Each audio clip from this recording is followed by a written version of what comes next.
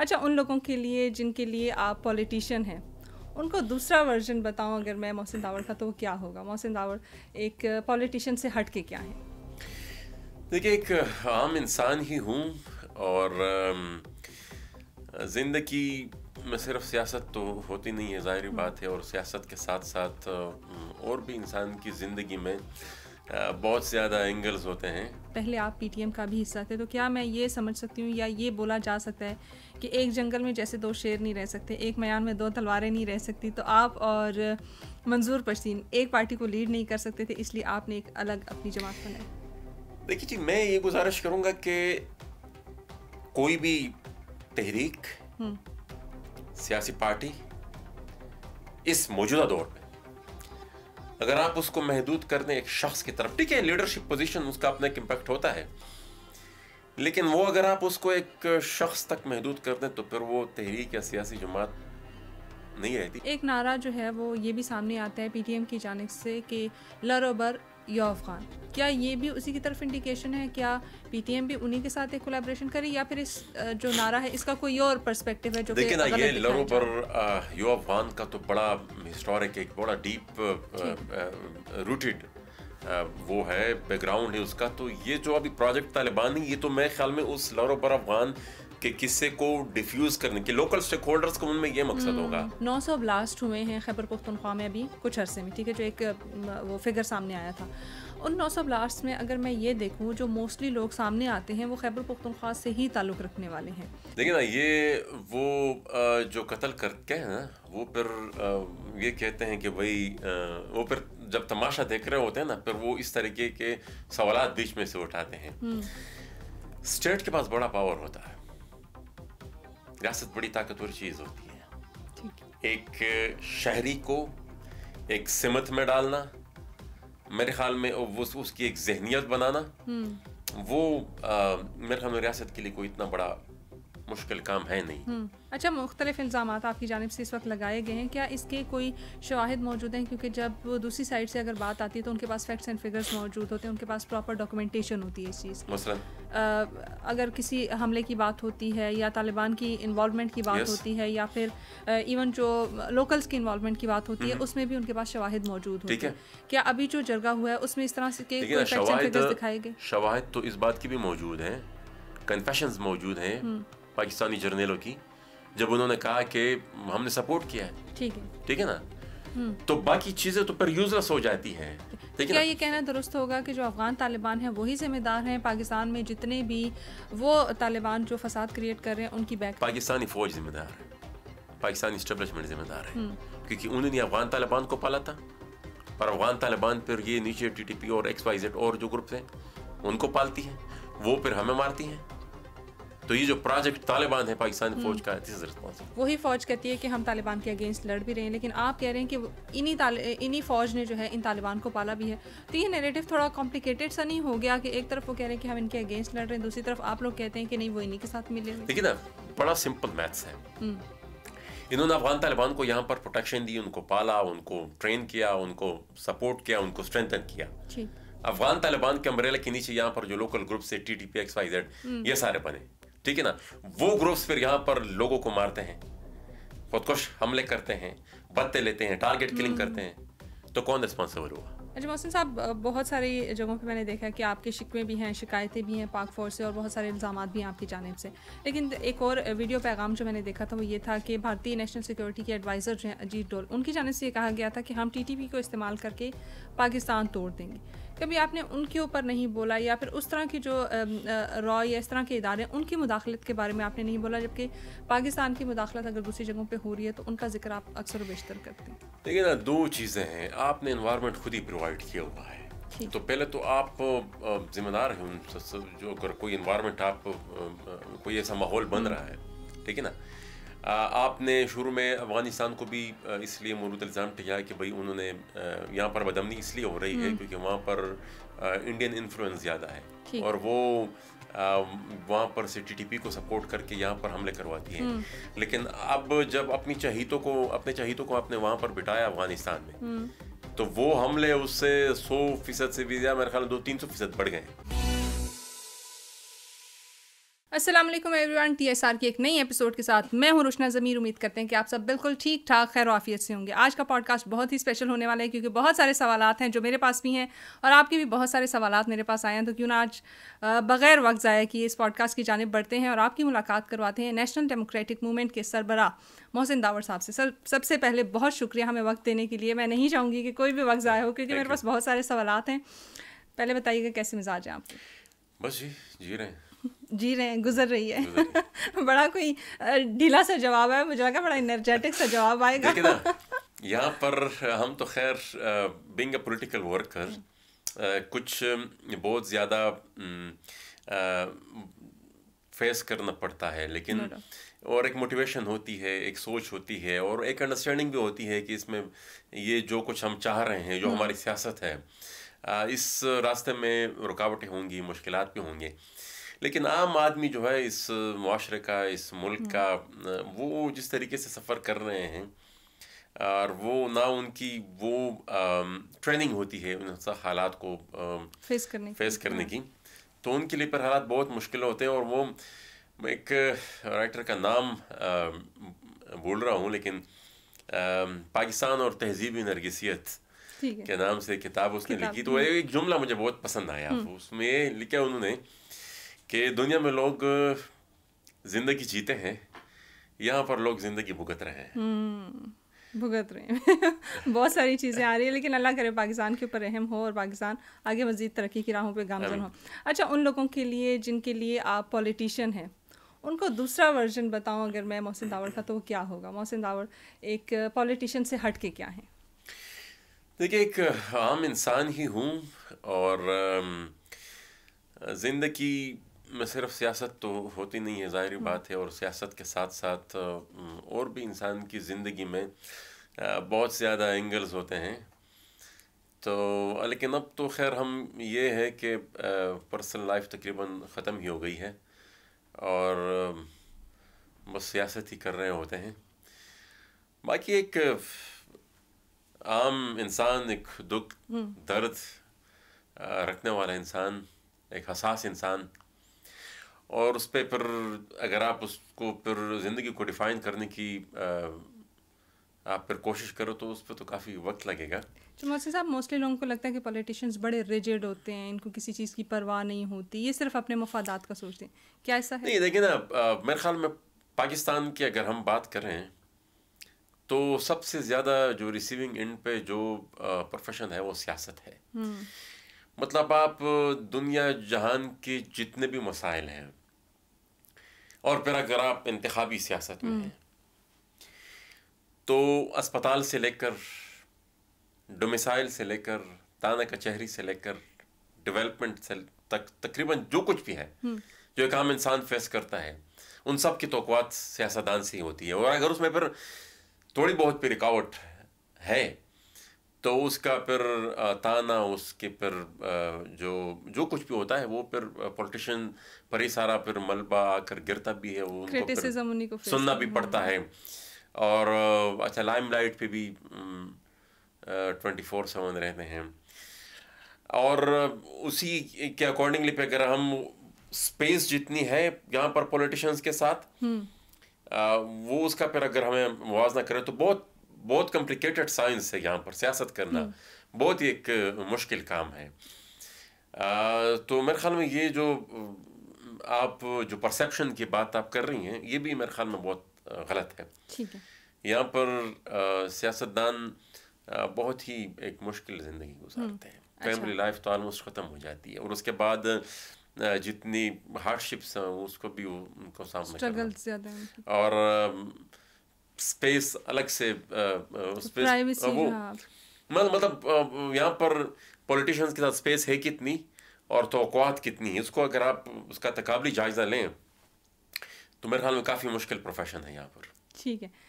अच्छा, बहुत सारे पॉलिटिशियंस हैं जो ये कहते हैं कि हम स्टूडेंट फेडरेशन से जो है वो पॉलिटिक्स में आए, तो आप क्या, या तो उनके फैमिली बैकग्राउंड में बहुत सारे पॉलिटिशियंस थे या स्टूडेंट फेडरेशंस होगी, ऐसा कि जो स्टूडेंट लेवल पे पॉलिटिक्स थी पहले वो उसमें गए और उसके बाद फिर जो है वो उन्होंने मेन स्ट्रीम पॉलिटिक्स ज्वाइन की, आप किस तरीके से सियासत में आए? देखिए, मैं एक ग्रास रूट पॉलिटिकल वर्कर हूँ जिसने शुरुआत उस स्टेज से की जब मैं यूनिट का मेंबर बना, पख्तून स्टूडेंट फेडरेशन से अपनी सियासत का आगाज़ किया, और वहाँ भी शुरुआत ऐसी की कि हम जो पोस्टर्स होते हैं वो अपने साथ वो ग्लू की बाल्टी उठाकर पूरे हॉस्टल्स में फिरते थे और वो पोस्टर्स लगाते थे, और उससे फिर ग्रेजुअली आगे फिर यूनिट, फिर यूनिवर्सिटी, फिर प्रोविंशियल लेवल की, और फिर यूथ तंजीम जब बनी उसके फिर मैं सेंट्रल चेयरमैन था नेशनल यूथ ऑर्गेनाइजेशन को, जो ANP की यूथ विंग थी। उसके बाद फिर PTM, और PTM से बाद होते हुए NDM तक पहुंची है। अच्छा, क्या मैं ये समझ सकती हूँ कि PTM और NDM का जो विजन है वो सेम ही है? देखिए ना, फ़र्क तो उसमें हम कई दफ़ा इतना एक्सप्लेन कर चुके हैं, और ये सवाल काफ़ी अब आउटडेटेड भी हो गया है, लेकिन हमारा बुनियादी फ़र्क हो कि वो वे बिलीव नॉन पार्लियामेंट्री पॉलिटिक्स। वो चाहते हैं कि हमें सियासत, पार्लिमानी सियासत में हिस्सा नहीं लेना चाहिए, और हम ये समझते थे कि एक सियासी पार्टी होनी चाहिए। सियासी पार्टियां पर वक्त के मुनासिबत से फिर ये फैसले लेती है कि हमें इस इलेक्शन में हिस्सा लेना चाहिए, नहीं लेना चाहिए, बॉयकॉट करना चाहिए, जलसा जुलूस होना चाहिए, प्रेस कॉन्फ्रेंस होनी चाहिए। स्ट्रेटजीज आप फिर वक्त के साथ मुख्तलिफ सेलेक्ट कर सकते हैं, ठीक है, लेकिन रेस्ट्रिक्ट नहीं करना चाहिए अपने आप को। सही है, क्योंकि ज़ाहिर है आप अगर असेंबली से बाहर हैं तो आपकी रिप्रेजेंटेशन नहीं हो रही, आप रिप्रेजेंट करेंगे पॉलिटिकली खुद को, तभी आप ये इसमें एक बात है कि एक जो इस ओवर द ईयर्स जिस तरीके से इलेक्शन यहाँ पर मैनिपुलेट हुए हैं, फिर खुसूसी तौर पर ये जो अब पिछला इलेक्शन जिस तरीके से हुआ है, ये मतलब धांधली का भी एक थोड़ा सुर्खी पाउडर लगाकर अगर हो जाती, लेकिन इस दफ़ा तो बड़ा ही ब्लंट कंप्यूटर के सामने बैठकर आरोज ने मन चाहे वोट लिख के दे दिए थे कि भाई आपको इतने वोट मिले, आपको इतने वोट मिले। इससे फिर पॉलिटिकल वर्कर्स का इस पूरे सियासी निज़ाम पर से एतमाद उठ गया है। तो आप ये कहना चाह रहे हैं कि ये फॉर्म 47 वाली ही हुकूमत है? बिल्कुल, इसमें कोई शक नहीं है, चाहे वो फेडरल हुकूमत है या खैबर पख्तूनख्वा की, पंजाब के तमाम सूबों की। अगर ये कहूँ कि we are the only one who predicted कि फॉर्म 47 का फ्रॉड होगा, बड़ी सियासी जमातें हैं, खुसूसन PTI के साथ सबसे ज़्यादा फ्रॉड हुआ इस फॉर्म 47 के ज़रिए, और उनके कनेक्शंस भी हैं एस्टेब्लिशमेंट के अंदर भी, और उसके अलावा भी काफ़ी वो मतलब हुकूमत में रही है, बड़ी पार्टी है, काफ़ी उनके पास रिसोर्स हैं, लेकिन ये प्रोडक्शन फॉर्म 47 वाले उन्होंने नहीं की। और मैं बीइंग अ पॉलिटिकल वर्कर जो इस पूरे प्रोसेस को जो जिस तरीके से समझता था, और जो फीडबैक सिविल ब्यूरोक्रेसी से हमें मिल रही थी कि क्या होने वाला है और किस तरीके से आपका रास्ता रोका जा रहा है, और जो इंटरनल फीडबैक हमें मिल रही थी उसमें फैसला ये था कि फ़ौज नहीं चाहती कि किसी भी सूरत में आप सीट जीतें, और ये लोग हर सूरत में आपका रास्ता रोकेंगे। ठीक है, हम फिर बैठे हैं दोस्त आपस में, जो हमारे साहिब और राय दोस्त थे, कि क्या क्या कि कौन से लूप होल्स हैं जहाँ से घुसकर वो दांधी करेंगे। उन सब के लिए हमने फील्डिंग की थी, और उसका फिर रास्ता रोका भी था, टप्पे किस तरह रुकवाने हैं, और मतलब लेकिन उस वक्त पे मेरा ओपिनियन ये था, जब ये मशवरा हमारे दोस्तों का हो रहा था, कि मुझे ये खदशा है कि इन सब में नाकामी के बावजूद, क्योंकि I was attacked during the election, पर हमला हुआ था, इलेक्शन कैंपेन, उसके बाद फिर मैंने लड़ी नहीं, मैं अपने हुजरे से पूरी कैंपेन पर चला रहा था, उसके बावजूद उनको अंदाज़ा हुआ कि ये जो लीड है ये हम कैश नहीं कर पा रहे।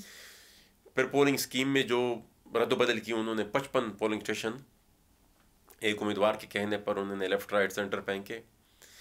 फिर उसके बाद पोलिंग जो ऑफिसर्स हैं वो उनकी जो मनचाही सिलेक्शन की, उसके बावजूद भी उनको अंदाज़ा था कि ये शायद फिर भी हम ये जो लीड है उसको कवर ना कर पाए। मुझे ये खदशा था कि आखिर में ये जो प्योरली ब्यूरोक्रेटिक तरीके से इस चीज़ को वो सामने लेके मुझसे छीनेंगे, और वो मुझे अंदाज़ा ये था, और मैंने अपने दोस्तों को बताया भी था, कि फॉर्म 45 जब आता है एक प्रिजाइडिंग अफसर और आरओ के हवाले करता है, तो फिर उसके बाद आरओ की मर्जी है, उसको मनोन तस्लीम करता है अच्छा। या उसमें मतलब एक कैंडिडेट के 0 वोट हैं, उस 0 के साथ 320 लगाकर उसको 3200 करता है। तो और उसके जो मुखालिफ उम्मीदवार के पास और फिर कोई चारा नहीं रहता, उसको फिर अदालत ही जाना पड़ेगा, क्योंकि ये तो आखिरी स्टेज हो, यहाँ से फिर पोलिंग एजेंट्स वगैरह सब कुछ का काम ख़त्म होकर वो उनके हवाले हो जाता है। और इसी खदशे की वजह से ये मैंने एक वीडियो इलेक्शन से 2 दिन पहले रिकॉर्ड की थी, उसमें मैंने ये प्रेडिक्शन की थी कि मुझे ये खदशा है कि आखिर में ये फॉर्म 45 और फॉर्म 47 वाली गेम होगी। यानी आप ऑलरेडी ये प्रेडिक्ट करते हैं क्योंकि ग्राउंड रियलिटीज आप देख चुके हैं। ठीक है। और फिर वही हुआ, फिर हमारे हल्के में भी फॉर्म 45 को टेम्पर किया गया और जिस उम्मीदवार को जिताया गया, ऐसा भी हुआ कि बास पोलिंग स्टेशन पर उसके सिर्फ 0 वोट थे, 0 के साथ 320 लगाकर उसको 3200 कर दिया है। बिल्कुल, बहुत सारी चीज़ें उसके सामने भी आई थी और बहुत सारे प्रोग्राम्स में भी इसके ऊपर बात हुई है कि किस तरीके से उसको टेम्पर किया गया और चेंज किया गया। अच्छा, पीटीएम की आपने बात की कि पहले आप पीटीएम का भी हिस्सा थे, तो क्या मैं ये समझ सकती हूँ या ये बोला जा सकता है कि एक जंगल में जैसे 2 शेर नहीं रह सकते, एक मैदान में 2 तलवारें नहीं रह सकती, तो आप और मंजूर परसीन एक पार्टी को लीड नहीं कर सकते थे, इसलिए आपने एक अलग अपनी जमात बनाई?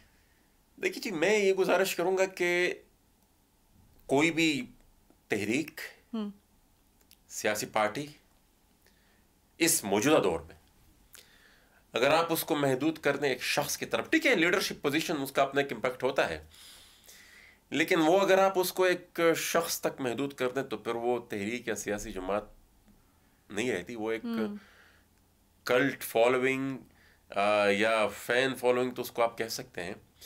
क्योंकि देखिए ना, एक फर्द तहरीक चला नहीं सकता, सही, इदारों की जरूरत है, पॉलिटिकल इंस्टीट्यूशंस की जरूरत है। और ये हमारी सियासी पार्टी कमजोर भी इसलिए हो गई है कि अफराद या खानदान उस पर वो डोमिनेंस है उनकी, और उनका जो फिर फैसला होता है एस्टेब्लिशमेंट के साथ या किसी भी डीलिंग जो जिसके साथ भी हो, वो फिर ट्रिकल डाउन हो जाता है। उनका अपना कोई सियासी इदारा एज सच होता नहीं है जिसमें डिसीजन मेकिंग हो। ठीक है ना।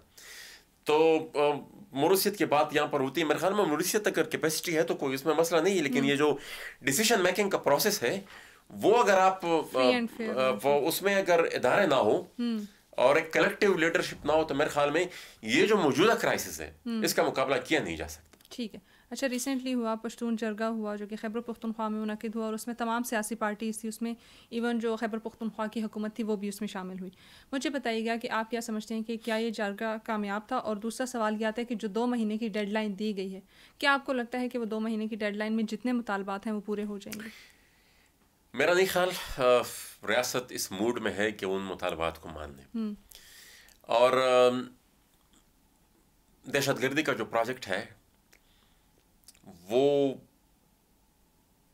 बड़ा आई एम सॉरी टू से, लेकिन एक लफ्ज़ में बम्र मजबूरी यूज़ करूँगा, एक बड़ी बेशर्मी के साथ उनको वो आगे लेके जा रहे हैं, उनको स्पेस दे रहे हैं। और ये जर्गे के बाद तो उनको मज़ीद डील दे दी गई है और वो अटैक्स बढ़ गए हैं, स्पेस वो उन्होंने ज़्यादा ऑक्युपाई कर लिया है। और प्रोजेक्ट यही है कि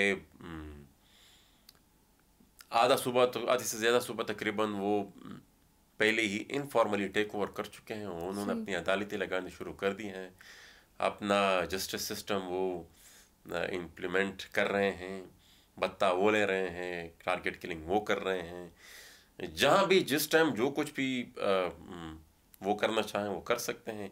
नॉर्थ वज़ीरिस्तान, साउथ वज़ीरिस्तान, बनू, लकी, डी खान, टांग, ये इनफॉर्मली उनके कंट्रोल में जा चुके हैं।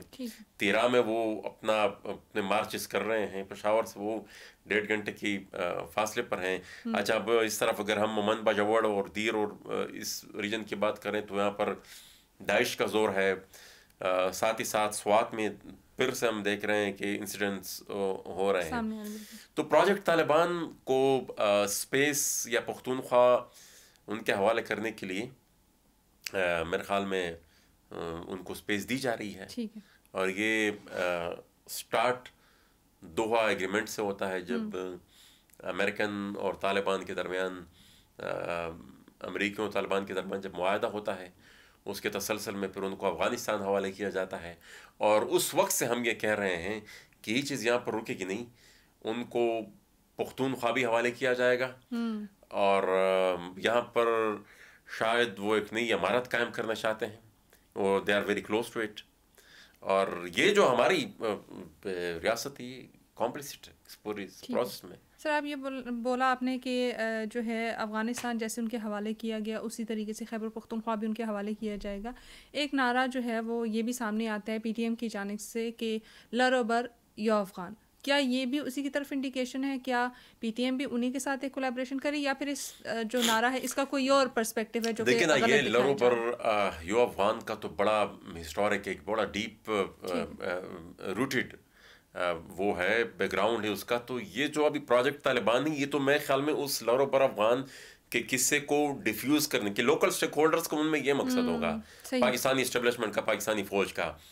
वेस्ट का उसमें अपना मकसद है, वो चाहता है कि इस पूरे रीजन में क्योस हो, वहाँ भी तालिबानाइजेशन हो, यहाँ भी तालिबानाइजेशन हो, और डेथ एंड डिस्ट्रक्शन में पर जो बेल्ट एंड रोड का जो प्रोजेक्ट है वो उसको भी रोका जा सके। और या अगर उनको पॉसिबल फिर हो मुस्तकबिल में, तो वो चाइना को इंटरनली भी डिस्टर्ब करने के लिए अगर वो कुछ फिर एक माहौल बना सकते हों तो वो भी बनाएंगे। ठीक है, ये BRI वाली की तरफ मैं आती हूँ, लेकिन इससे पहले एक छोटा सा सवाल मेरा ये है कि आपने कहा कि खैबर पख्तूनख्वा को डिस्टेबलाइज करने की कोशिश की जा रही है थ्रू टेररिज्म या फिर तालिबानाइजेशन के ज़रिए इसके साथ ये किया जा रहा है। अच्छा, जो जरगे में अभी देखा गया उसमें एक फैक्ट्स एंड फिगर्स ये बताए गए थे कि 900 ब्लास्ट हुए हैं खैबर पख्तूनख्वा में अभी कुछ अरसे में, ठीक है, जो एक वो फिगर सामने आया था। उन 900 ब्लास्ट में अगर मैं ये देखूँ, जो मोस्टली लोग सामने आते हैं वो खैबर पख्तूनख्वा से ही ताल्लुक़ रखने वाले हैं, ठीक है। ऐसा किसी शायद कमोबेश मैंने ये देखा होगा कि या तो पंजाब से कोई गया होगा, या सिंध से कोई गया होगा, या बलूचिस्तान से गया होगा। क्या हमें खुद अपने ही लोगों को ठीक करने की ज़रूरत नहीं, या फिर अपने ही लोगों का ऐसा माइंडसेट बनाने की ज़रूरत नहीं है कि वो इस्तेमाल ना हो दूसरों के हाथ? देखिए ना, ये वो जो कत्ल करते हैं ना, वो फिर ये कहते हैं कि भाई वो फिर जब तमाशा देख रहे होते हैं ना, फिर वो इस तरीके के सवालात बीच में से उठाते हैं। स्टेट के पास बड़ा पावर होता है, रियासत बड़ी ताकतवर चीज़ होती है। ठीक। एक शहरी को एक सिमत में डालना, मेरे ख्याल में वो उसकी एक जहनियत बनाना, वो मेरे ख्याल में रियासत के लिए कोई इतना बड़ा मुश्किल काम है नहीं। ये दुनिया की तरक्की याफ्ता ममालिक में भी अगर आप ये एक्सपेरिमेंट करें तो मेरे ख्याल में ये न्यूयॉर्क और वाशिंगटन और लंदन और आप नाम लें जितने भी, वो भी अगर आप, क्योंकि मुआशरा हमेशा मतलब कहीं भी एक जैसा नहीं होता, वल्नरेबिलिटीज होती हैं, अच्छे बुरे लोग, वो वल्नरेबिलिटीज नहीं, अच्छे बुरे की अलग बात है, वल्नरेबिलिटीज होती हैं। वो वल्नरेबल लोगों को अगर कोई स्टेट एक्सप्लॉइट करना चाहे तो मेरे ख्याल में कोई बड़ा मसला है नहीं उनके लिए। ये मैंने फ्लोर ऑफ द हाउस भी ये जो आप जो सवाल कर रही हैं, ये एक दफ़ा एक वफाकी वजीर की तरफ से उठा था जब पेशावर में ब्लास्ट हुआ था। मैंने उनके जवाब में यही कहा था कि वो जो माइंड जिन्होंने ट्रेंड किया था इन लोगों को, वो कौन थे? हमें हमारे लोगों, वज़ीरिस्तान के लोगों को तो पता भी नहीं था कि ये उज़्बेकिस्तान कहाँ पे है, कज़ाकिस्तान कहाँ पे है, या मुख्तलिफ दुनिया की जहां के लोग जो वहाँ पर आबाद हो गए थे, कौन लाया था उनको। और फिर पिछले 45 साल से जिस तरीके से लोगों की जहन साजी की गई, निसाब में जिस तरीके से ये जुनूनियत घुसाई गई, तो ये तो रियासत कर रही थी। तो आप बिगाड़ भी दें मुझे, और फिर बिगाड़ने के बाद आप कहें कि भाई यू आर रिस्पॉन्सिबल, ठीक है ना। आप ही की स्ट्रेटेजी थी, आप ही की ट्रेनिंग थी, आप ही सारे रिसोर्सेज अमेरिकी डॉलर लेकर ये सारा कुछ इस्तेमाल कर रहे थे। यहाँ पर ये जो 80,000 के करीब जो मदरसे और मदरसों में ये ट्रेनिंग आप दे रहे थे, तो you are responsible for it. और फिर आप आखिर में मुझे कहते हैं कि भाई वो जहनियत कौन सी थी, माइंड सेट कौन सा था, ट्रेनिंग कौन कर रहा था? पंजाबी जर्नल कर रहे थे। मोहसिन साहब, यहाँ विद ड्यू रिस्पेक्ट मेरा आपसे इख्तिलाफ आता है, और वो इसलिए आता है क्योंकि देखिए मेरा खुद ताल्लुक़ खैबर पख्तूनख्वा से है, और मैं जब वहाँ गई हूँ, ऑन एंड ऑफ हम जाते रहते हैं। मैं ये देखती हूँ कि आप किसी गांव में जाते हैं तो एक भी बाहर का शख्स आता है, या जिसका हुलिया थोड़ा सा मुख्तलिफ होता है, क्योंकि डेफिनेटली हम ज़रा बाहर रहे हैं, तो जब जाते हैं तो नुमाया फ़र्क नज़र आता है। और उन लोगों को पता चल जाता है कि उस घर में ये मेहमान आया हुआ है, ठीक है, या इन लोगों के घर में मेहमान आए हुए ख़वातीन हैं या मर्द हैं, इवन उनको एग्जैक्ट नंबर भी पता होता है कि इतनी ख़वातीन हैं, इतने मर्द हैं और इतने बच्चे, पूरे गाँव को ये पता होता है, ऐसा नहीं है कि सिर्फ हमसायों में या पड़ोस में पता होगा। तो क्या दोबारा वही सवाल मेरा यहाँ पे आता है कि जब आपको इतनी माइनर डिटेल्स का पता चल जाता है तो ये यहाँ पे रिस्ट्रिक्शन नहीं लगाई जा सकती, या फिर उस जगह की या उस एरिया के लोग इसको फ़िल्टर नहीं कर सकते कि कौन हमें फसाद खड़ा कर रहा है और कौन हमारे लोगों को तबाह करने की कोशिश कर रहा है, रादर देन कि हम किसी और पे इल्ज़ाम लगाएं, क्योंकि बाहर की एंटिटी के लिए यहाँ पे फसाद करना थोड़ा सा मुश्किल होता है, लेकिन अगर आपके अपने लोग साथ नहीं दे रहे या अपने लोग साथ दे रहे हैं तो ज़्यादा चीज़ें आसान नहीं हो जाती। देखिए, मैंने तो शुरू में आपको कहा कि वल्नरेबिलिटीज़ को एक्सप्लॉइट करना वो बड़ा आसान है, और फिर इसमें दूसरी चीज़ है, लोगों ने रेजिस्ट भी किया है। ये 700,000 के करीब जो ट्राइबल एल्डर्स इस पूरी वॉर ऑन टेरर में उन्होंने शहीद हुए हैं, ये इसी वजह से तो हुए कि उन्होंने रेजिस्ट किया है। लेकिन इशू ये होता था कि बजाय आम आवाम को प्रोटेक्शन देने के, उनको सपोर्ट देने के, स्टेट किसी और तरफ खड़ी थी और वो उन लोगों को प्रोटेक्शन और सपोर्ट दे रही थी जो ये सारी डेथ एंड डिस्ट्रक्शन कर रही थी। आज भी जो गुट तालिबान है वो तो हैं, ठीक है ना। जितने भी तालिबान के ग्रुप्स यहाँ पर हैं, ऑपरेट कर रहे हैं, लेकिन मैं आपसे एक सवाल पूछता हूँ, 20-22 साल तक तालिबान को यहाँ पर प्रोटेक्शन किसने दी? उनके घरों के किराए भी आईएसआई वाले देते थे, उनको स्टेट प्रोटेक्शन यहाँ पर हासिल थी। वही तालिबान फिर उन्होंने यहाँ पर लोकल जो ग्रुप्स थे वो बनाए, जो अफगान तालिबान थे, उन्होंने फिर यहाँ पर लोकल ग्रुप्स बनाए। अफगानिस्तान में जब तक उन्होंने टेक ओवर ना किया हो, नहीं कर लिया था, आप उसको मुसलसल सपोर्ट कर रहे थे, फाइनेंशियल, लॉजिस्टिक, मिलिट्री, हर किस्म की सपोर्ट दे रहे थे। वही लोग फिर यहाँ पर जो अब छोटे मोटे ग्रुप्स हैं, टीटीपी, देखिए ना, पब्लिक इसलिए भी अब फिलहाल रिएक्शन नहीं कर रही कि वो ये कहती है कि आप ये रियासत इनके साथ मिली हुई है, ठीक है। अब इंडिविजुअली अगर वो खुद होते तो फिर तो लोग उनका मुकाबला कर लेते हैं, एक दिन भी शायद ना लगता। लेकिन जब वो ये देख रहे हों कि स्टेट बजाय हमें प्रोटेक्शन देने के उनके साथ खड़ी है, ठीक है, और वो ये चाहती है कि ये इस चीज को मजीद दवा मिले, तो फिर लोग रिएक्ट करना छोड़ देते हैं। ये जो जितनी डिस्ट्रक्शन हुई, जितने ट्राइबल लीडर, जितने पॉलिटिकल वर्कर्स इस पूरी स्ट्रगल में मरे, ये इसी वजह से शहीद हुए कि उन्होंने रेजिस्ट किया। वो मुखालफत कर रहे हैं कि भाई आप कौन हो और कहाँ से आए हो। और फिर देखे ना, आम आवाम के लिए बावजूद इसके कि एक ऑर्गेनाइज्ड फोर्स का मुकाबला करना फिर इतना आसान नहीं होता, ठीक है। आप ये जो कह रही हैं ना कि एक गाँव में आपको पता चल जाता है कि कौन कहाँ से आया होता है, किसका मेहमान, ठीक है ना। इनिशियली जब उनको वापस लाया गया तो रियासत उनको लाई थी, और एक जज्बा जो कि ओवर द ईयर्स मीडिया के थ्रू, निसाब के थ्रू लोगों के जहनों में घुसाया गया था कि भाई ये जो तालिबान है जिन्होंने अफगानिस्तान में हुकूमत कायम कर ली, ये बड़े नेक लोग हैं, और ये अमेरिका आया हुआ है हज़ारों मील दूर, कुफार है, और ये उनके साथ मुसलमानों के साथ लड़ रहा है और उनको मार रहा है।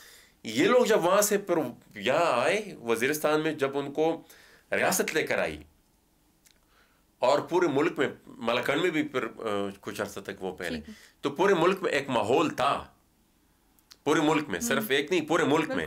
मुझे भी याद है हम उस वक्त लाहौर गए थे, वहाँ पर हम इनके हक में तराने बजते सुन रहे थे, ठीक है ना। लेकिन अपनी सरजमीन को उस पूरी प्रोजेक्ट के लिए फिर उन्होंने स्पेस नहीं दी।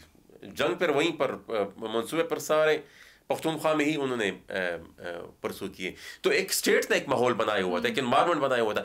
जब लोगों ने रियलाइज करना शुरू किया कि यार ये तो दहशतगर्द हैं, ठीक है ना, उस वक्त तक फिर काफ़ी देर हो चुकी थी, ठीक है। फिर एक आम लोकल ट्राइब के लिए ये मुमकिन नहीं था कि वो फिर मुकाबला कर सके, क्योंकि ये देखे ना, वो एक ऑर्गेनाइज फोर्स थी, पूरी दुनिया जहान से दहशतगर्द आए हुए थे, अलकायदा थी, वो मतलब यू नेम इट, दुनिया ETIM और इस्लामिक मूवमेंट ऑफ उज़्बेकिस्तान सब आए हुए थे। पर एक लोकल ट्राइब को के लिए इतना पॉसिबल नहीं था।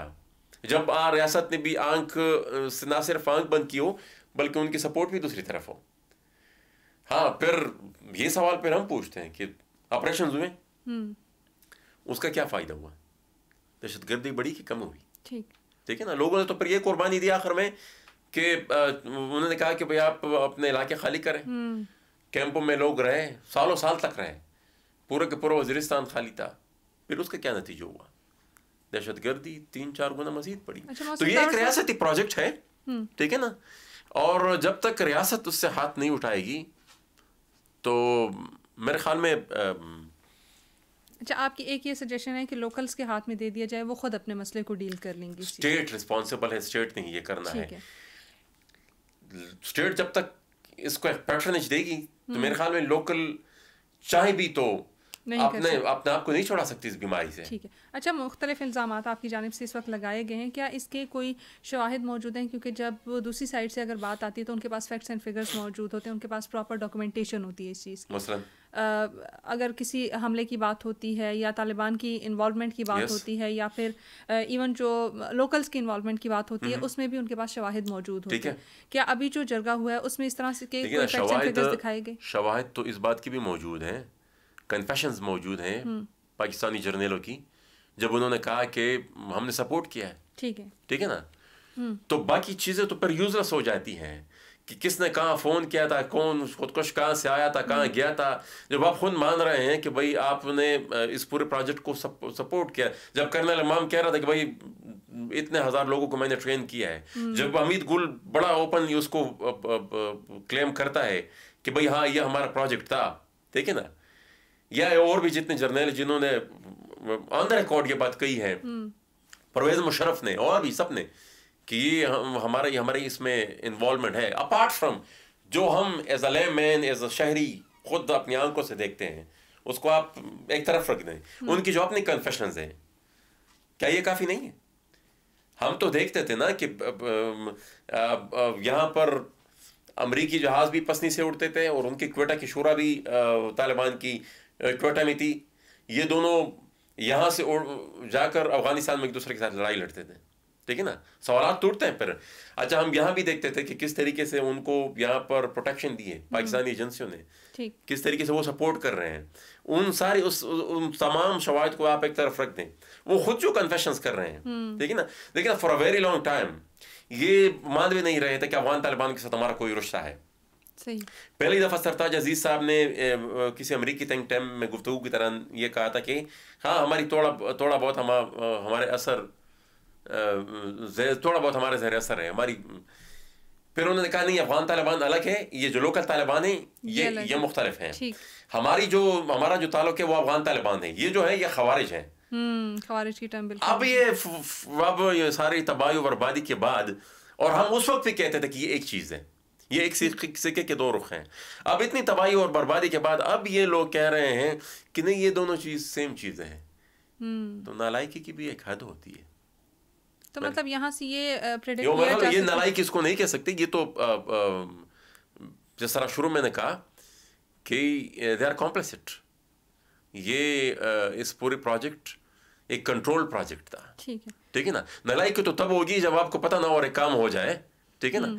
मैं ये कहूँगा कि भाई ये एक कंट्रोल प्रोजेक्ट था, ठीक है। तो क्या ये कहना दुरुस्त होगा कि जो अफगान तालिबान हैं वही जिम्मेदार हैं पाकिस्तान में जितने भी वो तालिबान जो फसाद क्रिएट कर रहे हैं उनकी बैक? पाकिस्तानी फौज जिम्मेदार है, पाकिस्तानी इस्टेब्लिशमेंट जिम्मेदार है, क्योंकि उन्होंने अफगान तालिबान को पाला था और अफगान तालिबान फिर ये नीचे TTP और XYZ और जो ग्रुप्स हैं उनको पालती है, वो फिर हमें मारती हैं। तो ये जो प्रोजेक्ट तालिबान है पाकिस्तानी फौज का, दिस इज रिस्पांसिबल। अच्छा सर, सवाल फिर यहीं पे दोबारा यही आ जाता है कि देखें वही फ़ौज कहती है कि हम तालिबान के अगेंस्ट लड़ भी रहे हैं, लेकिन आप कह रहे हैं कि इन्हीं फ़ौज ने जो है इन तालिबान को पाला भी है। तो ये नैरेटिव थोड़ा कॉम्प्लिकेटेड सा नहीं हो गया कि एक तरफ वो कह रहे हैं कि हम इनके अगेंस्ट लड़ रहे हैं, दूसरी तरफ आप लोग कहते हैं कि नहीं वो इन्हीं के साथ मिले हुए। देखिए ना, बड़ा सिंपल मैथ्स है। इन्होंने अफगान तालिबान को यहाँ पर प्रोटेक्शन दी, उनको पाला, उनको ट्रेन किया, उनको सपोर्ट किया, उनको स्ट्रेंथन किया। अफगान तालिबान के अम्ब्रेला के नीचे यहाँ पर जो लोकल ग्रुप से TTP XYZ ये सारे बने, ठीक है ना। वो ग्रुप्स फिर यहाँ पर लोगों को मारते हैं, खुदकुश हमले करते हैं, बत्ते लेते हैं, टारगेट किलिंग करते हैं। तो कौन रिस्पॉन्सिबल हुआ? यानी आप इनडायरेक्टली उनको बोलें कि इनडायरेक्ट आपने वो चीज़ उससे लिंक करी। अच्छा ठीक है, आपने जर्नलों की बात की, जितना मैं जानती हूँ खैबर पख्तूनख्वा से मेरा ताल्लुक है, एक बार दोबारा जिक्र करना चाहूँगी। और उसके मद्देनज़र मैं देखती हूँ कि खैबर पख्तूनख्वा में मैं जब भी ट्रैवल करती हूँ, जिस भी एरिया में जाती हूँ, तो मैं देखती हूँ कि पाक फ़ौज में तकरीबन 80% लोग जो हैं वो खैबर पख्तूनख्वा से ही ताल्लुक़ रखने वाले हैं, ठीक है। चाहे वो अच्छी पोजीशंस पे हों, जर्नल हों, चाहे वो सिपाही हो, चाहे वो आम इंसान हो, मतलब लोअर पोजीशन से लेकर टॉप तक। ये स्टेटिस्टिक्स आप मेरे ख्याल में थोड़ा एग्जेजरेशन कर रही है। 80%। अच्छा, मैं जिस तरह से नहीं, देखती हूँ कि हाँ हो सकता है थोड़ी ऊपर नीचे हो, नहीं काफ़ी ऊपर नीचे है। अच्छा अच्छा, मेरे नॉलेज के अकॉर्डिंग, क्योंकि मैं एक आम इंसान हूँ, तो मैं जिस घर में भी जाती हूँ तो वहाँ से 1 या 2 लोग हमारी फोर्सेस का हिस्सा हैं, चाहे वो एफसी हैं, चाहे पाक फौज है, या किसी भी फोर्स का हिस्सा। नहीं, आपने ऑफिसर्स की भी बात की, ठीक है। हाँ, मिक्स एंड मैच कर रही हूँ। मतलब मैं ओवरऑल बात करी कि ओवरऑल पाक फौज में खैबर पख्तूनख्वा के काफ़ी ज़्यादा लोग हैं, बल्कि उनका रेशो सबसे ज़्यादा है, ठीक है। पंजाब का शायद इतना ना हो, सिंध का इतना ना हो, बलोचिस्तान का हो, सबसे ज़्यादा फोर्स। I disagree. बहरहाल आपने कहा सबसे ज़्यादा जो पोर्शन है वो खैबर पख्तूनख्वा का ही देखने को मिलता है। दोबारा वही चीज़ यहाँ पे आ जाती है कि क्या यही वो लोग, मतलब आप अपनी ही उसको नहीं देख रहे, सरजमीन को नहीं देख रहे, क्योंकि अगर आप फौज में भी आप हैं, लेकिन हैं तो आप खैबर पख्तूनख्वा से ना बिलोंग। देखिए, दो चीज़ें। एक तो आई डिसएग्री विद आपकी जो, क्योंकि ये स्टैटिस्टिक्स ये है नहीं, ठीक है ना। फौजियों के लोअर ये जो सिपाही के रैंक पर थोड़ी बहुत शायद रेशो में 19-20 वो थोड़ी बहुत स्पेस दी गई हो, लेकिन इससे ऊपर जितना भी आप ऑफिसर रैंक में जाए तो बड़ी मिनिमम रिप्रेजेंटेशन होती है, ना होने के बराबर होती है, ठीक है ना। मतलब अगर आप, आई डोंट नो किस वक्त कितने जर्नल हैं, कोई तकरीबन होंगे तो 3-4 दर्जन तो होंगे, उनमें शायद ही 1 आध पश्तून हो, बाकी सारों का ताल्लुक पंजाब से, ठीक है।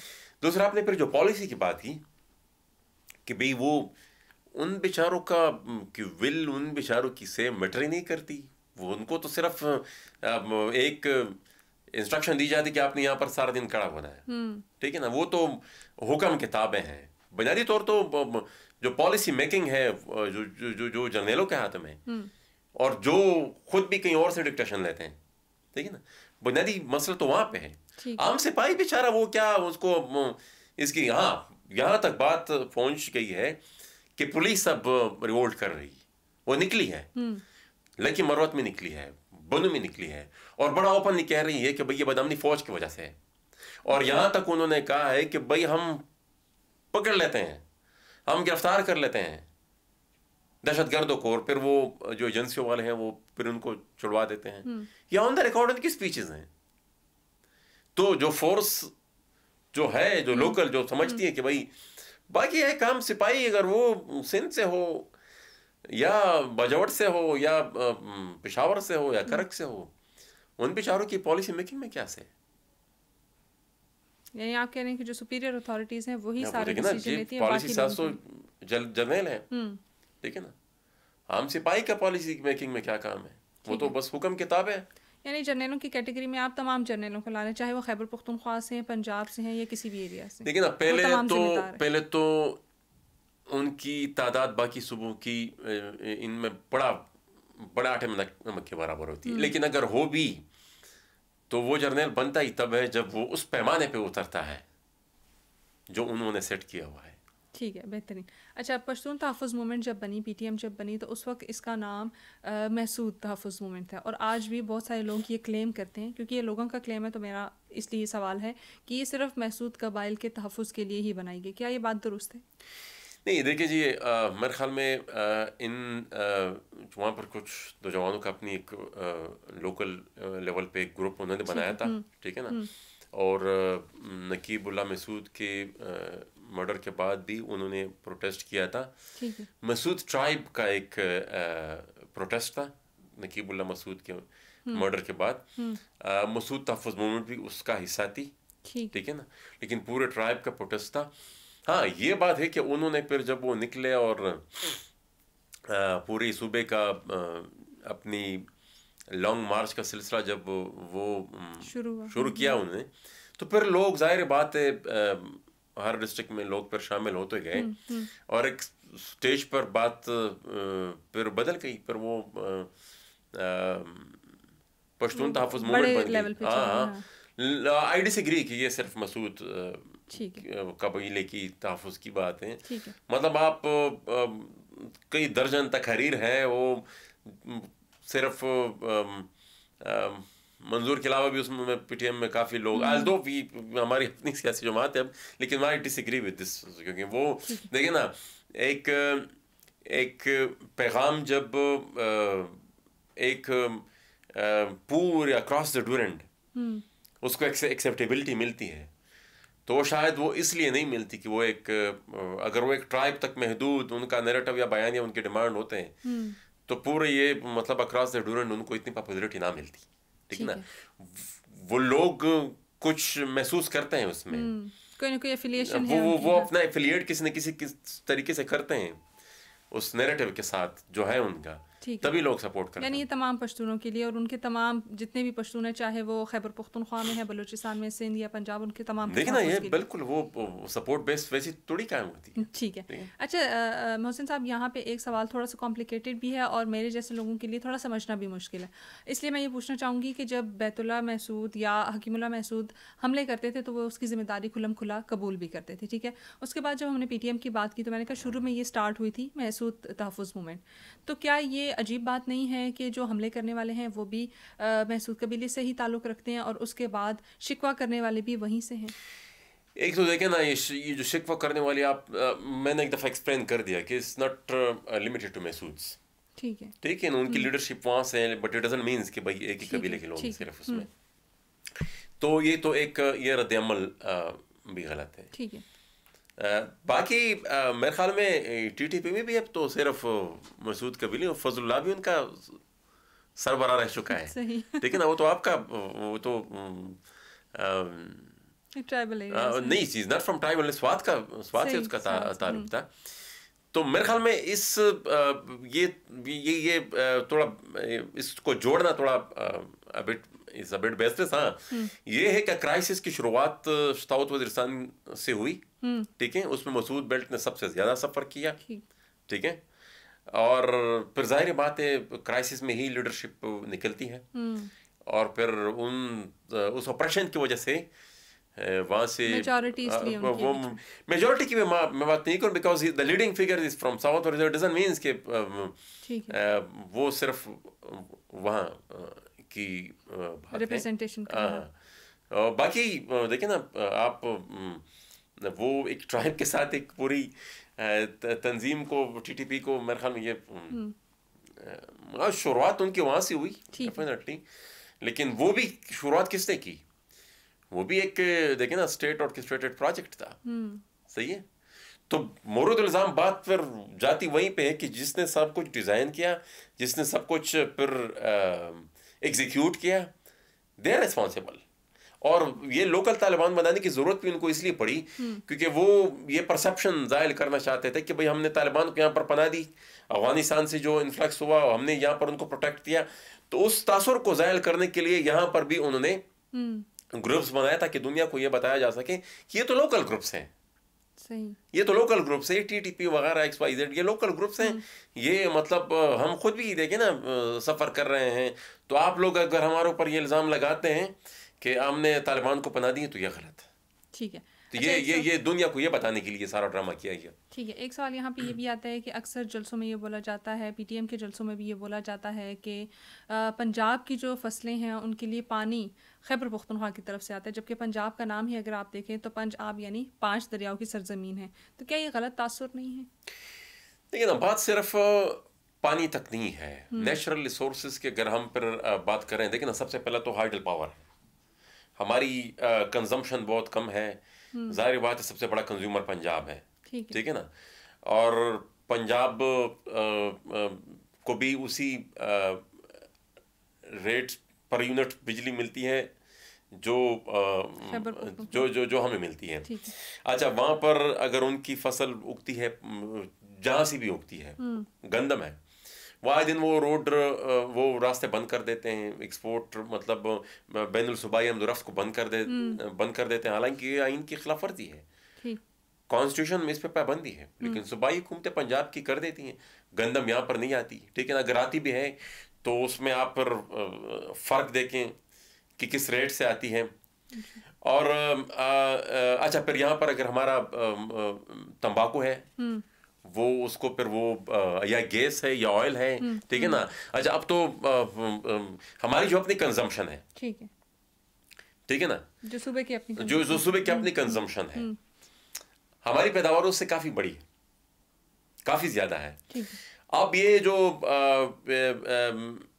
एक क्या कहते हैं उसको, वेकॉक या इस तरह का, I am forgetting the exact abbreviation, जो है एवरेज वेटेड कॉस्ट जो है, जिसमें वो RLNG जो तकरीबन $30 प्लस ऊपर नीचे था, और उसको यहाँ पर जो पर यूनिट कॉस्ट $4 है उसके साथ कंबाइन करके एक एवरेज कॉस्ट निकालते हैं, और वो फिर डोमेस्टिक और commercial consumer across the country उनसे वसूल की जाती है। अब वो मुझसे क्यों लिया जाए, मैं तो प्रोड्यूस कर रहा हूँ और एक्सेसिव प्रोडक्शन है मेरी, ठीक है ना। तो ये फर्क है, जो यहाँ पर जो पैदावार होती है उसको उस तरीके से फिर बेनिफिट नहीं किया जा सकता। अच्छा, फिर उसमें फेडरल एक्साइज ड्यूटी में नहीं, पेट्रोलियम लेवलिंग लगा दी जाती है, ठीक है ना, ताकि यहाँ पर हमें शेयर ना मिले। और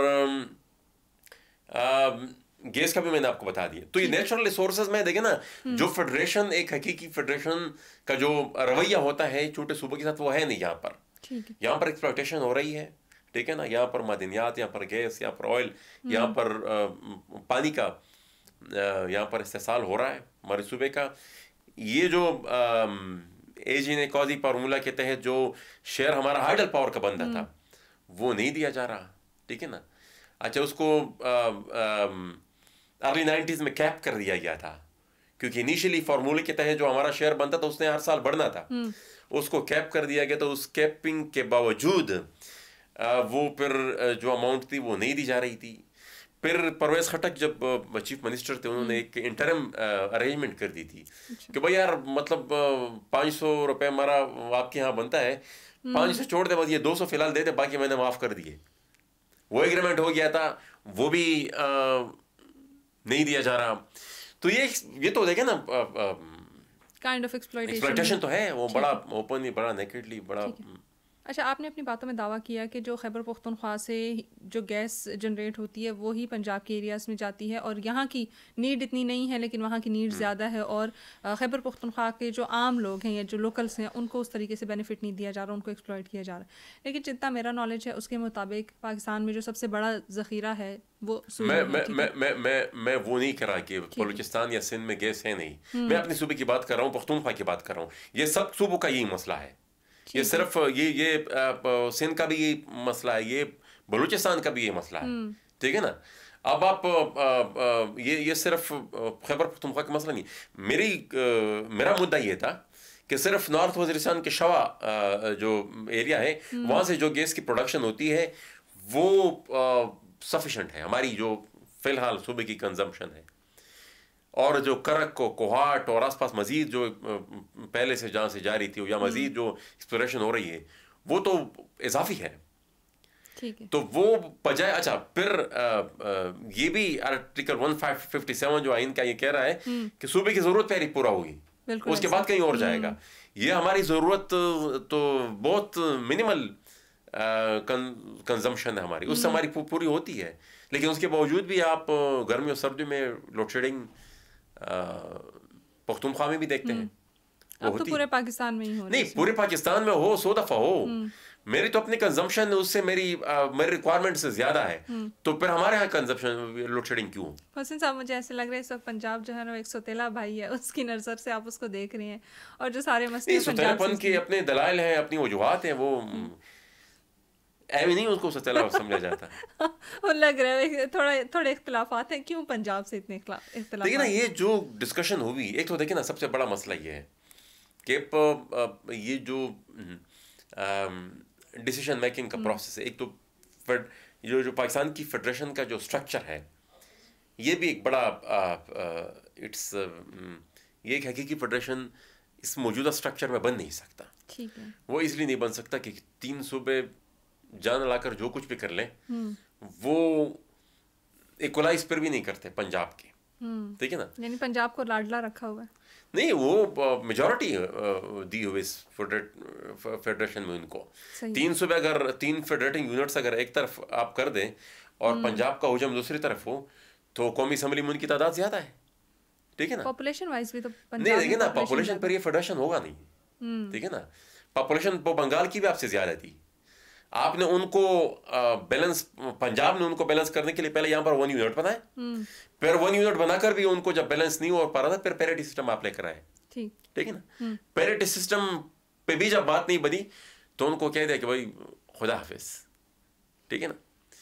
तो ये मतलब एक जो मेजोरिटेरियन स्ट्रक्चर है, इस वजह से मसाइल बढ़ रहे हैं, मसाइल फेडरेशन के हल नहीं हो रहे। और ये जब तक इसमें इक्वलिटी नहीं आएगी, लेकिन या तो सेनेट को आप एम्पावर करें, फाइनेंस बिल और सारे इख्तियारात उनको भी दें, और उनके जो इलेक्शन है वो डायरेक्टली कराएं, ठीक है ना, तभी जाकर एक बैलेंस आ सकता है, या फिर इक्वल रिप्रेजेंटेशन हो पूरी चारों फेडरेटिंग। अदरवाइज फिर ये एक हकीकी फेडरेशन बन नहीं सकता। और जो मेन स्ट्रीम पॉलिटिकल पार्टीज है, उनके जो प्रेफरेंस के जो मसाइल हैं, दे डोंट केयर। मतलब बलूचिस्तान की 14 सीटों के लिए एक सियासी पार्टी क्यों इतनी हद तक कन्फ्रंटेशन में जाएगी एस्टेब्लिशमेंट के साथ, ठीक है ना। या पख्तूनख्वा की जितनी भी नशिस्तें हैं, वो कह रहे हैं भाई पंजाब से हमारा काम पूरा होता है, ठीक है ना। और वो ये जो इंटरेस्ट है, ये जो ओनरशिप है, ये जो तवज्जो है, ये इसलिए आती भी नहीं है। आधे से ज़्यादा बल्कि तकरीबन पूरा सूबा तालिबान ने टेक ओवर कर लिया है।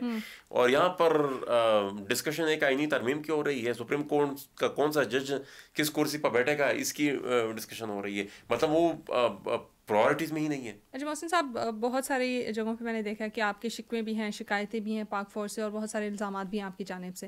लेकिन एक और वीडियो पैगाम जो मैंने देखा था वो ये था कि भारतीय नेशनल सिक्योरिटी के एडवाइज़र जो हैं अजीत डोल, उनकी जानिब से ये कहा गया था कि हम TTP को इस्तेमाल करके पाकिस्तान तोड़ देंगे।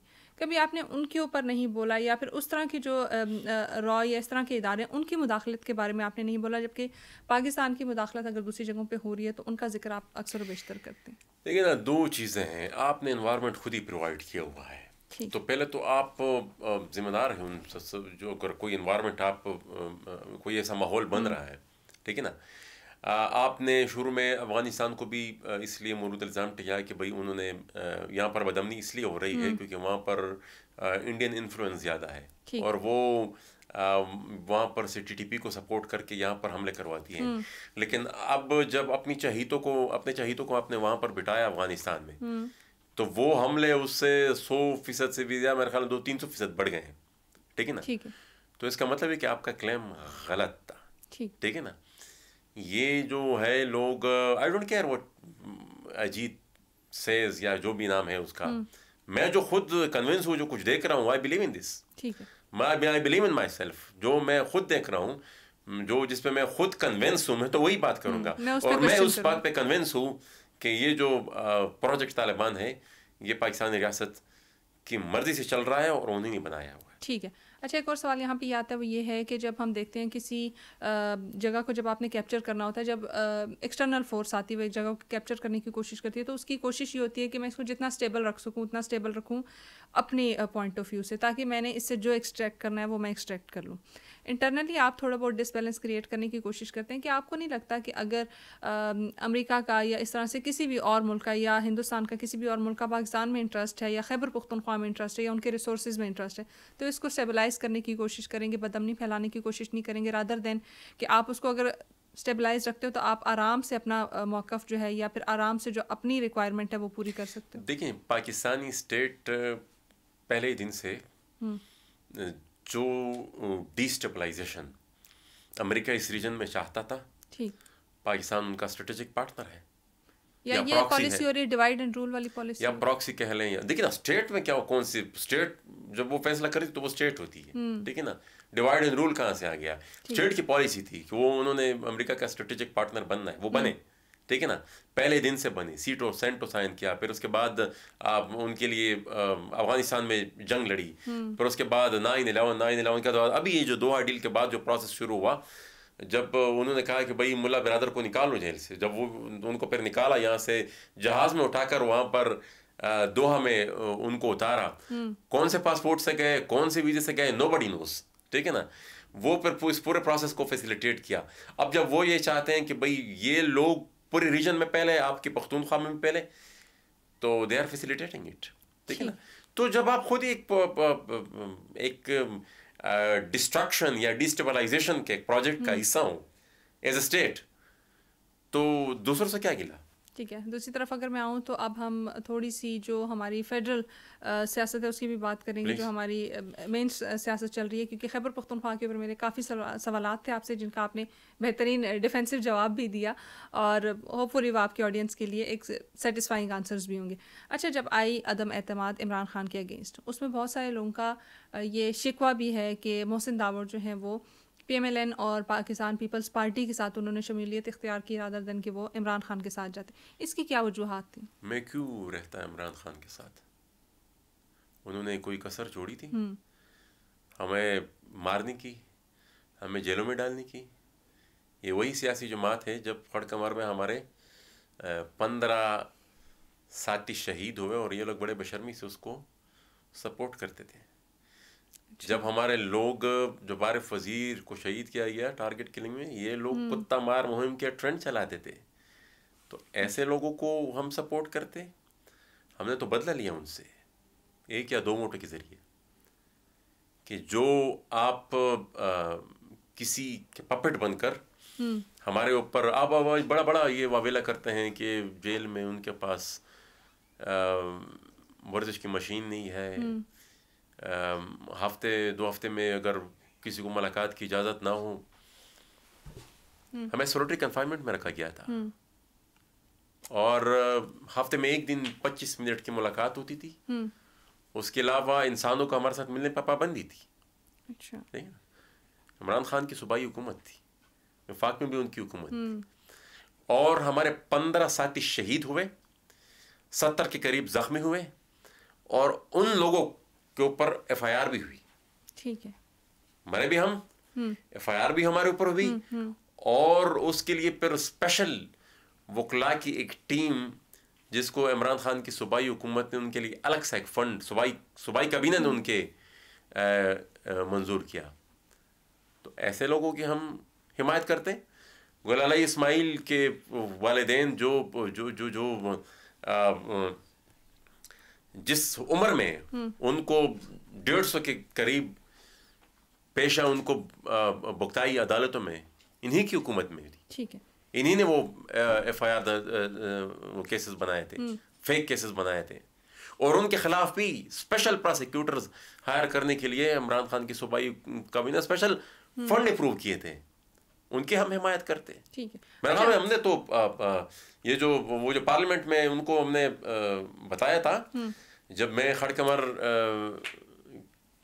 के वाक़े के बाद जेल से निकला, तो उनको मैंने अपनी तकरीर का आगाज़ एक शेर से किया था कि आपकी बारी बारी थप्पड़ों का हिसाब होगा। मेरे ख्याल में वो हिसाब किताब हमने 1 वोट से चुकता कर दिया, वो आपने वहाँ पे पूरा 2 वोटों से चुकता कर दिया था। ठीक है। अच्छा, मोहसिन साहब, PTM का भी बड़ा शिकवा है इमरान खान साहब से, और वो ये है कि वो कहते हैं कि जब इमरान खान हुकूमत में नहीं आए थे तो वो हमारे जो आइडियोलॉजी थी उसके ऊपर बिलीव भी कर रहे थे, और वो कहते हैं कि जितनी भी हमारी शिकवे शिकायतें हैं या फिर जितने भी हमारे पॉइंट्स हैं वो इसको वैलिडेट भी करेंगे, उसको सुनेंगे भी, और उसके ऊपर जो हमारे जो शिकायतें हैं उनको दूर करने की भी कोशिश करेंगे। लेकिन जब इमरान खान अपनी हुकूमत में खैबर पख्तूनख्वा उनके हाथों में आया तो वो कहते हैं कि मंजूर पश्तीन का ये कहना है कि ना तो इमरान खान हमें वक्त देते थे मिलने के लिए, और ना जो हमारी शिकवे शिकायतें थी या जो कंसर्न्स थे उनको एड्रेस किया गया। क्या ये बात दुरुस्त है?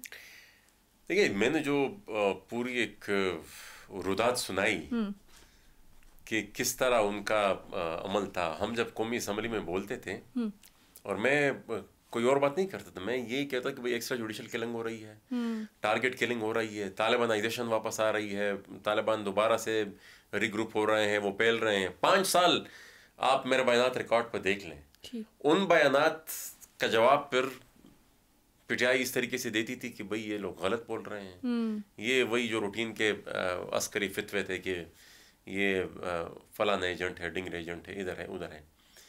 तो बात तो ठीक है, वो जब इक़्तिदार उनको मिल गया तो फिर वही रविश थी उनकी भी जो बाकी लोगों की थी या जो बाकी सियासतदानों की उनके साथ थी। ठीक है। अच्छा, मुझे ये बताएं कि पाकिस्तान तहरीक इंसाफ को जो आजकल एक और बात, सॉरी, मैं एक और चीज़ थी, पहले एक थोड़ी बहुत स्पेस थी पार्लियामेंट में। ठीक है। ठीक है ना, इमरान खान के आने से पहले एक स्पेस थी पार्लियामेंट में। कुछ अदारे थे जो फंक्शन कर रहे थे, स्टैंडिंग कमेटी होती थी, मीटिंग होते थे, उसमें एजेंडा आता था, लोगों को बुलाया जाता था, ठीक है ना।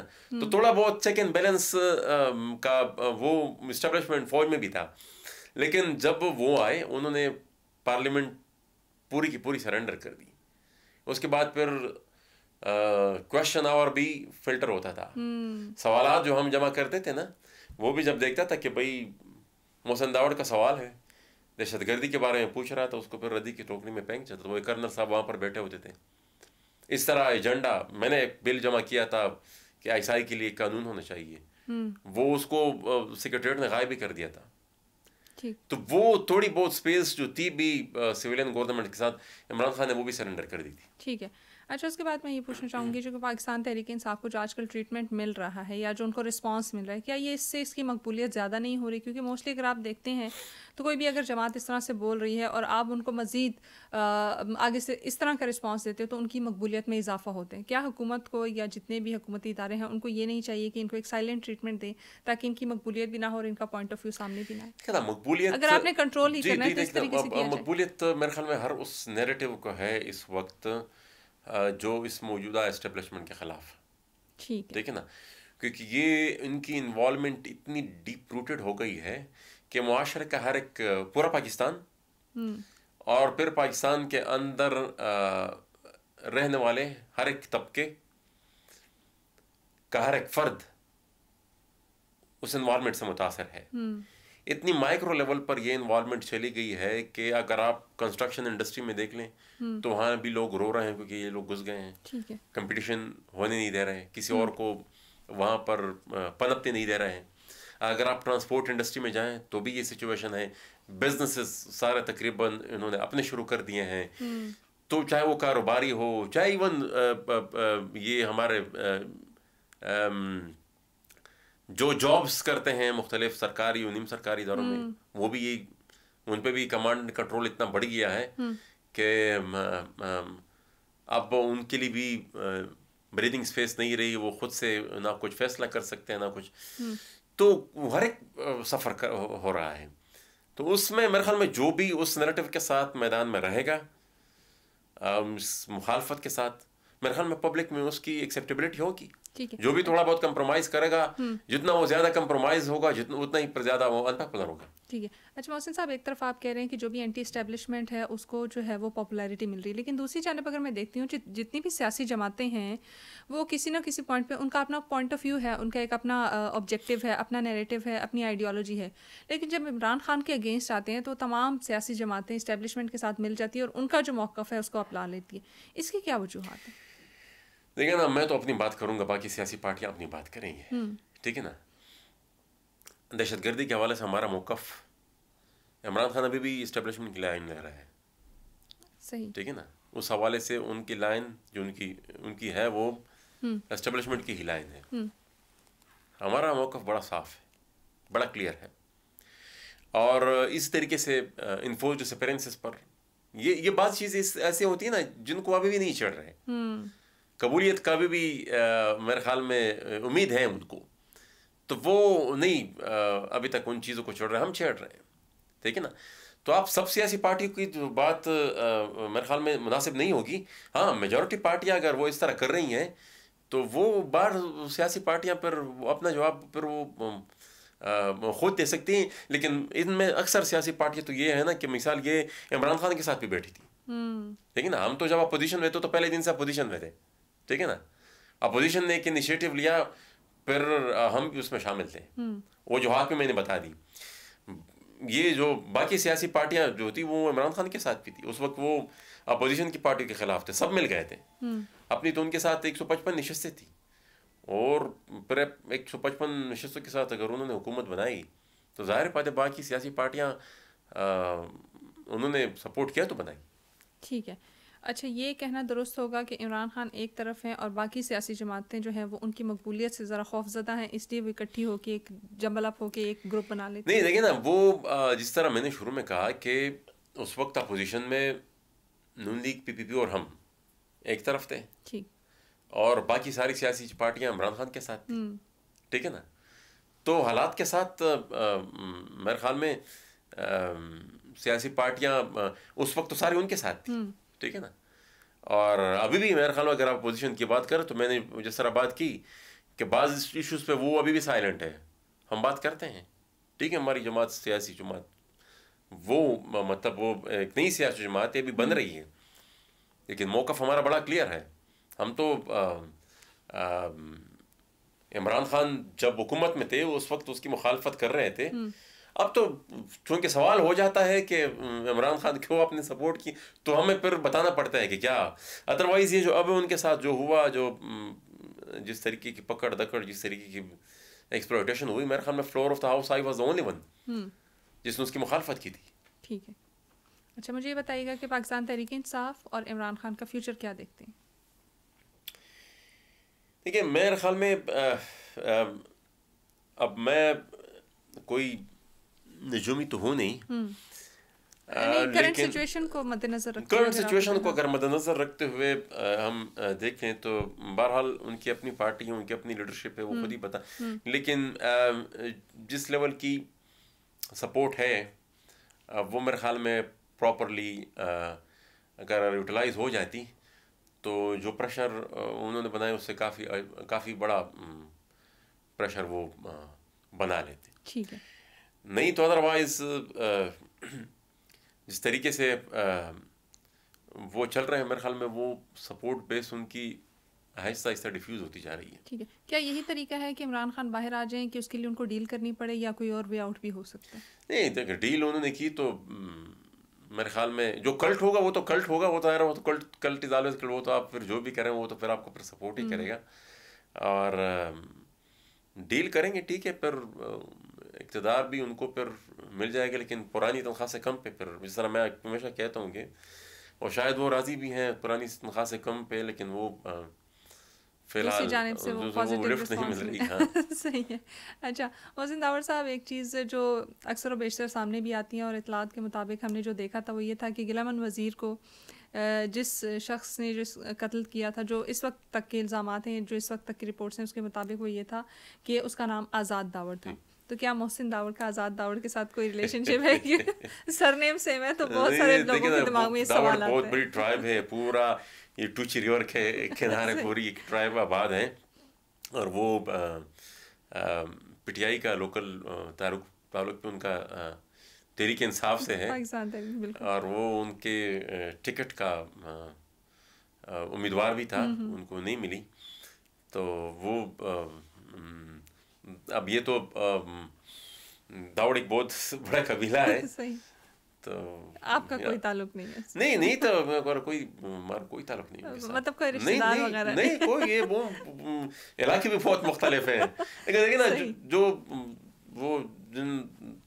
जो लोग, जाहिर बात है हर सूरत में कोई ना कोई रीजन ढूंढते हैं मेरे ऊपर, तो वो तो कहीं से क्रिटिसिज्म के लिए कुछ ना कुछ निकाल लेते हैं। ठीक है, अच्छा मोहसिन साहब, मेरा एक आखिरी सवाल वो ये है कि अगर मोहसिन दावर वज़ीर आज़म बन जाते हैं, डेफिनेटली पॉसिबिलिटी भी है क्योंकि आप एक सियासी जमात को लीड कर रहे हैं, तो इलेक्शंस में अगली बार इलेक्शंस में आए तो पॉसिबिलिटी भी हो सकती है कि अगला इलेक्शन जो पाकिस्तान का हो उसमें मोहसिन दावर 2/3 मेजॉरिटी से आ जाए और पाकिस्तान के वज़ीर आज़म बन जाते हैं। पहले 4 या 5 दो तीन चीज़ें। एक तो देखें ना, यहाँ पर हमारा रीजनल कॉन्ट्रडिक्शंस इतनी बढ़ गई हैं कि एनीवन फ्रॉम द पेरिफेरीज वो उसके लिए कहीं और एक्सेप्टेबिलिटी पैदा करना, वो मेरे ख्याल में बड़ा मुश्किल हो गया है पाकिस्तान, इस मौजूदा पाकिस्तान में।